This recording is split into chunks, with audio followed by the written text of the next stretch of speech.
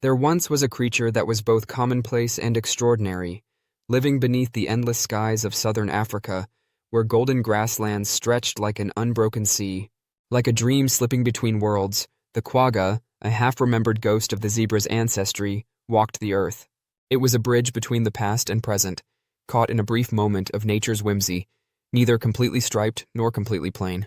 Its hindquarters faded into the soft brown of the earth itself, as though the land itself had started to claim it before time could, while its front half displayed the elaborate black and white etchings of its zebra kin. The quagga, who were descended from ancient bloodlines, bore the burden of an ancestry that was unimaginable. It was a member of the illustrious Equus quagga family, which had sped across the African plains long before the first human footprints were made on the ground. It had evolved into something special, a silent outlier among its relatives. The quagga was a creature of gentle contrasts, half dissolving into the golden hues of the veld and half draped in the patterns of its ancestors, in contrast to the fully adorned mountain zebra or the boldly striped Burchell zebra. An unrelenting world shaped its journey through time. It thrived where the land was neither too harsh nor too kind as it roamed the open plains and dry grasslands of modern-day South Africa. It was a balanced creature that lived in herds, moving against the undulating terrain like living brushstrokes and drinking from watering holes beneath an unaffected sky. Its presence was interwoven with the complex web of life that throbbed through the African wilderness as it grazed with ostriches, wildebeests, and other zebras. It wasn't a lone traveler. Like all horses, the quagga was able to communicate through the silent language of gesture and movement and understood the strength of the herd.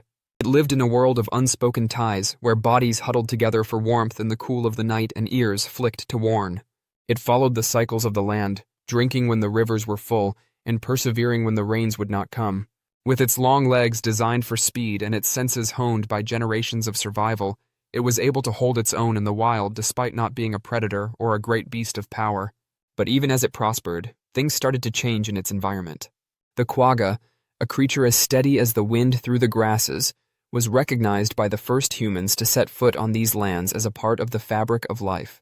Native hunters hunted it for meat and hide, but they never went so far as to tear it apart.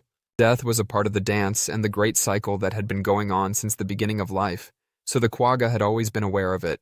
However, it had never experienced the kind of death that persisted and prevented rebirth. When the Europeans arrived, they saw a resource to be claimed rather than a creature of wonder. They saw meat to be stolen, leather to be tanned, and a rival to be eliminated. The large herds were no longer viewed as a natural feature of the land, but rather as barriers that needed to be removed in order to make way for farms and communities. Once abundant, the quagga started to disappear under the control of men who only valued possessions. Under the constant march of expansion, the herds that had roamed for millennia started to diminish in number as the rifle's voice became more loud than the wind. Neither a single night nor even a single lifetime could account for it. The quagga, however, was being unmade. They were once as much a part of Africa as the acacia tree and the setting sun. Its numbers had fallen precipitously by the early 19th century. The vast wilderness that had supported it for ages was vanishing, being divided into fields and pastures, with fences extending where the horizon had once been. The quagga no longer ran amok under the open sky. When the lion arrived, it no longer disappeared into the tall grass. Rather, it was relentlessly hunted down until the last of its kind was a captive relic of a dying species rather than a wild animal. The freedom of the last quaggas was exchanged for the harsh reality of imprisonment, and they lived behind bars. Standing in zoos, they were observed by people who were unaware that they were seeing the last traces of a species. They were unaware that the world would soon lose something priceless, something that had once roared across the plains like Africa's own heartbeat. The last known quagga then took its last breath in 1883. It passed away in an Amsterdam zoo without realizing it was the last of its kind, or that something timeless and priceless had come to an end. It cut off a thread and silenced a song.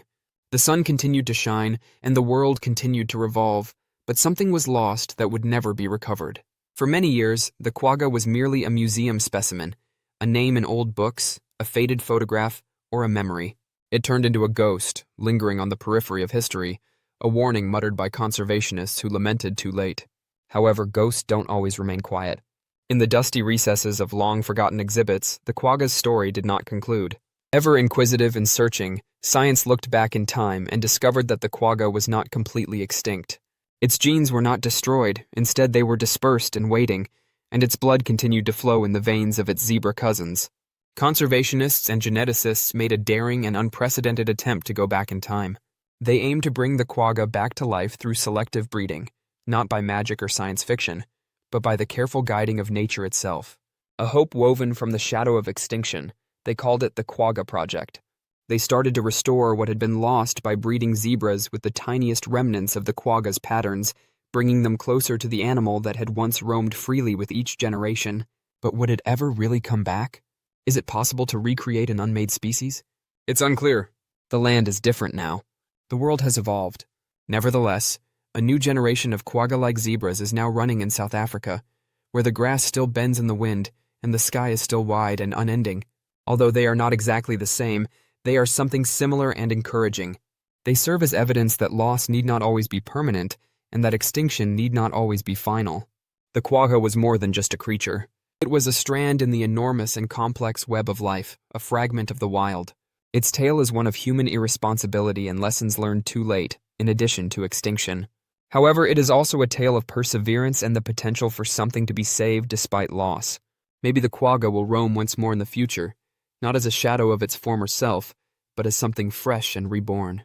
And if we listen carefully, we might hear the echo of what was lost and the promise of what might yet be in the far-off thunder of hooves against the ground. Thanks for watching. Please like, share, and subscribe for more interesting videos.